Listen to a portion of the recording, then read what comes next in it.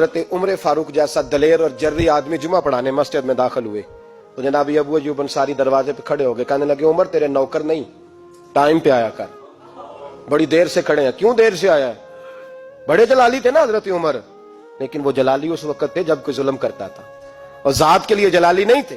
کہا وقت پہ آیا کر، کو ملازم نہیں تیرے؟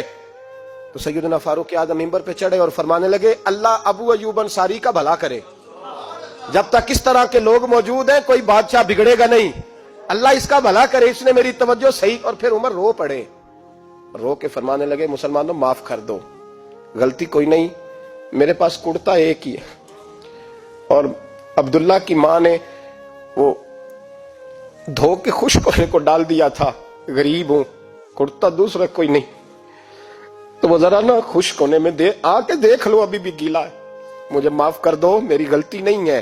صحابہ درد کے ساتھ رونے لگے اور کہنے لگے اللہ اس طرح کے حکمران ہمیشہ عطا کرتا رہے۔ میرے بھائی تو انصاف کا رنگ تو دے، ان تقاضوں کو سمجھنا۔ یہاں کسی کی جرت ہے بول سکے، طاقت ہے کسی کی، لیکن انہوں نے اپنے آپ کو پیش کیا، سامنے پیش کیا اپنے آپ لوگوں کے سامنے۔ دو مال غنیمت کی چادریں بانٹ رہی ہیں، سب کو ایک ایک ملی ہے۔ فاروق اعظم جمعہ پڑھانے آئے تو اسی چادر کا کرتا، اسی کی تامت، لوگ کھڑے ہو گئے، عمر بتا تو نے دو کیوں لی؟ یہ انصاف ہے، یہ عدل ہے، کیوں لی دو؟ حضرت عمر کہنے لگے میرا بیٹا جواب دے گا۔ عبداللہ بن عمر بولے، کہنے لگے ابا جی کے کپڑے بڑے پرانے ہو گئے تھے، میں نے اپنے حصے کی بھی اپنے ابا جی کو دے دی ہے۔ دیکھیں نا یہ انصاف میرے نبی پاک نے کیا ہے، صحابہ نے سیکھا ہے۔